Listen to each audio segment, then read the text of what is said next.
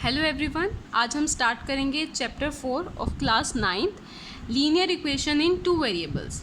सबसे पहले word by word meaning समझते हैं। लीनियर मीन्स जिसमें डिग्री क्या हो 1। डिग्री होती है हाईएस्ट पावर, सबसे बड़ी पावर वेरिएबल की क्या होनी चाहिए 1। इक्वेशन होता है यानी इज इक्वल टू साइन, जिसका लेफ्ट साइड भी हो और राइट साइड भी हो, दोनों तरफ एक्सप्रेशंस होते हैं। इन टू वेरिएबल्स, वेरिएबल्स कितने होंगे 2। देखिए इससे पहले क्लासेस में आप पढ़ चुके हैं linear equation in one variable, ऐसी फॉर्म की होती है ax प्लस बी। अब यहाँ देखिए ये लीनियर क्यों है, क्योंकि x की पावर कितनी है 1, तो यानी ये लीनियर इक्वेशन है। और यहाँ पे इज इक्वल टू का साइन है, मीन्स ये इक्वेशन होगी। और यहाँ पे कौन सा वेरिएबल है, x वेरिएबल है, तो ये थी linear equation in one variable. अब हम इस क्लास में पढ़ेंगे linear equation in two variables. अब हमारे पास टू वेरिएबल्स होंगे। देखिए जैसे कि कोई इक्वेशन है 2x plus 3y is equal to 0। दो वेरिएबल्स हैं x और y। वेरिएबल वो होते हैं जिन्हें आप अपनी मर्जी से डाल सकते हैं। डिफरेंट पर्सन उसकी डिफरेंट वैल्यूज़ डालेंगे। और यहाँ पे 2 और 3 हमारे क्या हैं, कॉन्स्टेंट हैं। तो linear equation in two variable कैसी फॉर्म की होती है, ax plus by plus c is equal to 0, क्योंकि इसमें टू वेरिएबल्स हैं x और y, where a b and c are real numbers. a b c कैसे होने चाहिए, real numbers. And a not equal to 0, b not equal to 0। अगर a 0 हो गया तो ये कैसी इक्वेशन बन जाएगी, linear equation in one variable. Two variable तो नहीं रहेगी। ऐसे अगर b 0 हो गया तो भी ये क्या होगी, linear equation in one variable, two variable नहीं रहेगी। तो a और b क्या होने चाहिए, नॉट इक्वल टू 0। इसके कुछ एग्जांपल्स देखिए। जैसे मैंने लिखा 2x plus 3y minus 5 equal to 0। अगर मैं सिंपल लिखूँ x minus y minus 4 equal to 0, ये सारी क्या हैं, linear equation in two variables. ये जो आपके होते हैं ये होते हैं कोफिशिएंट, और ये होती है आपकी कांस्टेंट टर्म। a और b होते हैं कोफिशिएंट और c होती है आपकी कांस्टेंट टर्म। अब स्टार्ट करते हैं एक्सरसाइज 4.1। इससे क्वेश्चंस और क्लियर होंगे। Cost of a notebook is twice the cost of a pen. Write a linear equation in two variables to represent the statement. आपको एक स्टेटमेंट दे रखी है, cost of notebook and cost of pen. अब यहाँ देखो, जो दो वेरिएबल्स होने चाहिए वो आपको क्वेश्चन में इजीली मिल जाएंगे। दो चीज़ों की बात हो रही है यहाँ पर, एक नोटबुक की और एक पेन की। तो इनकी कॉस्ट लेट कर लेते हैं। Let cost of a notebook is equal to ₹x and cost of a pen, दूसरी क्या चीज़ है, pen. Cost of a pen is ₹y। ठीक है, अब इक्वेशन बनाएंगे।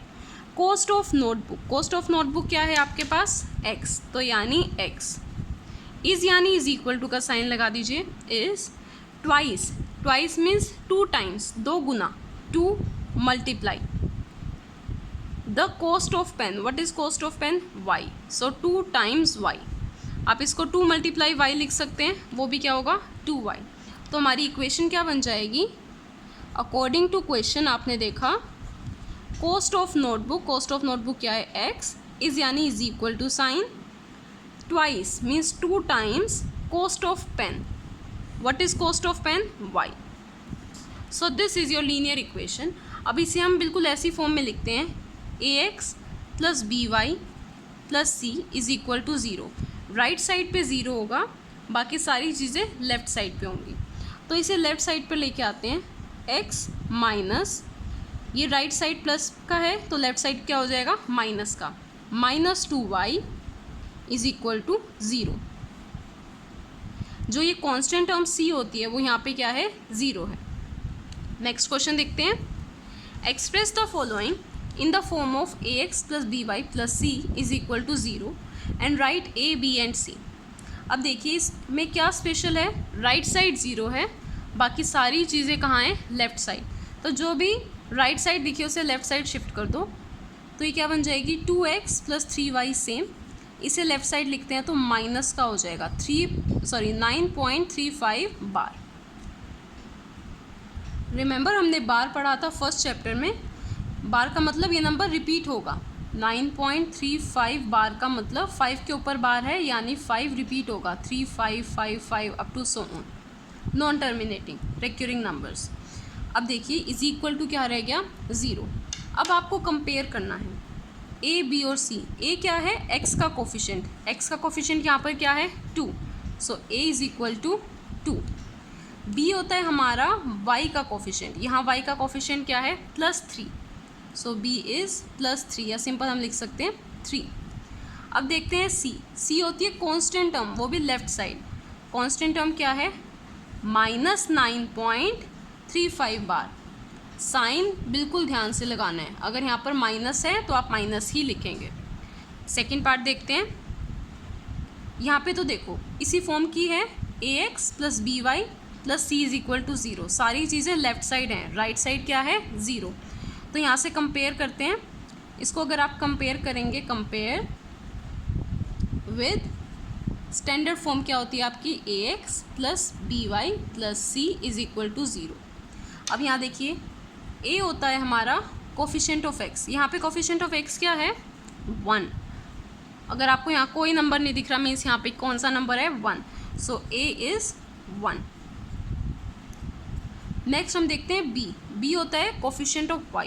यहाँ पे क्या है, coefficient of y means y variable को छोड़ के, इस वेरिएबल को छोड़ के क्या बचा है आपके पास, -1/5।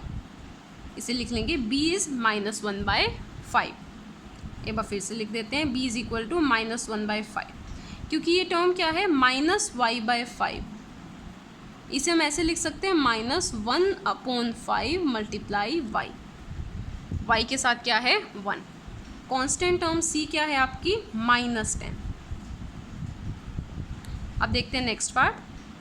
नेक्स्ट पार्ट में सबसे पहले हम राइट साइड पे क्या होना चाहिए, 0। तो इसे लेफ्ट साइड पे शिफ्ट करेंगे, -2x + 3y - 6। जब ये राइट से लेफ्ट में ट्रांसफ़र होगा तो साइन चेंज हो जाएगा, +6 क्या हो जाएगा, -6। अब इसे कंपेयर करते हैं। a होता है हमारा x का कोफिशिएंट, क्या है, -2। b होता है हमारा y का कोफिशिएंट, क्या है यहाँ पर, 3। और c होता है हमारा constant term. What is constant term here, -6। अब देखते हैं एक बार fourth part. x is equal to 3y। अब यहाँ देखो सिर्फ आपको x और y ही दिख रहे हैं। सबसे पहले जो भी राइट साइड पे उसे लेफ़्ट साइड पे ट्रांसफ़र करेंगे, x - 3y। लेफ़्ट साइड पे ये क्या हो जाएगा, -3y। राइट साइड पे तो कुछ बचा ही नहीं, यानी 0। अब देखो यहाँ पे x वाली टर्म भी है, y वाली टर्म भी है, कांस्टेंट टर्म नहीं है, तो हम इसे ऐसे लिख सकते हैं, x - 3y + 0 is equal to 0। तभी यही सेम आएगा। अब हम लिखते हैं a। a होता है coefficient of x। Coefficient of x क्या है यहाँ पर, 1, क्योंकि हम इसे लिख सकते हैं 1 × x। तो a इज़ 1। b होता है कोफिशिएंट ऑफ y, क्या है, -3। c होता है कांस्टेंट टर्म, यहाँ पे कांस्टेंट टर्म क्या है, 0। Fifth part, 2x is equal to -5y। फिर से राइट साइड वाला सबसे पहले लेफ्ट में लेके आएंगे। 2x, ये राइट साइड है -5, तो लेफ्ट साइड क्या हो जाएगा, +5। y equal to 0। यहाँ पे भी कांस्टेंट टर्म मिसिंग है, तो हम यहाँ क्या लगा सकते हैं, 2x + 5y + 0 is equal to 0। अब यहाँ देखो a क्या है, कोफिशिएंट ऑफ x 2। b क्या है, कोफिशिएंट ऑफ y यानी 5। और c क्या है, कांस्टेंट टर्म, क्या है कांस्टेंट टर्म यहाँ पर, 0। Sixth part, 3x + 2 is equal to 0। अब यहाँ देखिए, वैसे तो ये क्या है, लीनियर इक्वेशन इन 1 वेरिएबल है, एक ही वेरिएबल है यहाँ पर आपको इसे लिखना है ax + by + c is equal to 0, इस फॉर्म का। x वाली टर्म तो आपको दिख गई 3x, y वाली टर्म नहीं है, तो हम इसे क्या लिख सकते हैं, 0 × y। 0 × y तो क्या आएगा, 0, तो ये सेम ही आ जाएगा, +2। जब कोई टर्म बिल्कुल ही मिसिंग है, जैसे y वाली टर्म बिल्कुल मिसिंग है, तो हम इसे कैसे लिख सकते हैं, 0 × y। अब कंपेयर करते हैं कोफिशिएंट। a होता है हमारा x का कोफिशिएंट, इसका कोफिशिएंट क्या हो गया, 3। b होता है हमारा y का कोफिशिएंट, y का कोफिशिएंट क्या है यहाँ पर, 0, b is 0। And c is 2 constant term. 8th part y minus 2 equal to 0 आपको दे रखा है। ऐसे यहाँ पे x वाली टर्म बिल्कुल मिसिंग है। ओके, y के यहाँ कौन सा साइन होगा?